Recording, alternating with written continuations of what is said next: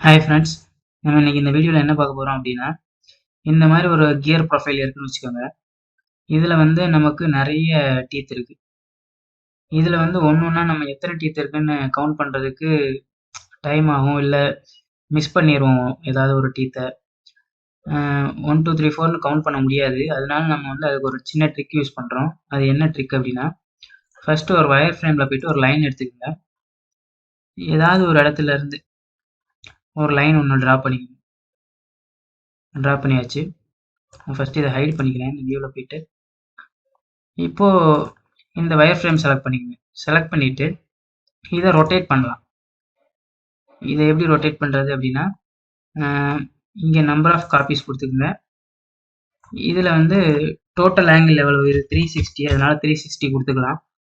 கொடுத்துட்டு இதில் வந்து ஒரு 50 கொடுத்துக்கலாம். 50 கொடுத்துட்டோன்னா இந்த மாதிரி உங்களுக்கு ரொட்டேட் ஆகும். இந்த சென்டருக்காக ரொட்டேட் ஆகும். இப்போது நான் 50 கொடுத்தாலும் இந்த இடத்த பார்த்தீங்கன்னா, இந்த லைன் வந்து இந்த இடத்துல ஜாயின் பண்ணாதான் நமக்கு வந்து எவ்வளோ கியர் டீத் இருக்குது அப்படின்றது கண்டுபிடிக்க முடியும். அப்போது அது வர்ற வரைக்கும் கொண்டு வாங்க. இப்போ பார்த்தீங்கன்னா நான் 60 கொடுத்தோன்னே எல்லா அந்த கியரோட எட்ஜ்லேயும் அந்த டீத்தோட எட்ஜ்லேயும் உங்களுக்கு இந்த லைன் வந்து கரெக்டாக ப்ளேஸ் ஆகிருக்கு. அப்போது இதில் வந்து உங்களுக்கு 60 டீத் இருக்குது அப்படின்றத நீங்கள் ஈஸியாக கால்குலேட் பண்ணிக்கலாம். நீங்கள் எதை வேணாலும் ஜூம் பண்ணி பார்த்தாலும் அந்த இடத்துல கரெக்டாக உங்களுக்கு அந்த லைன் வந்து ப்ளேஸ் ஆகிருக்கும். இந்த மாதிரி நீங்கள் ஈஸியாக வந்து கவுண்ட் பண்ணிக்கலாம். நம்ம வந்து கையில் கவுண்ட் பண்ணும்போது வந்து ஏதாவது தப்பு வர்றதுக்கு வாய்ப்பு இருக்குது.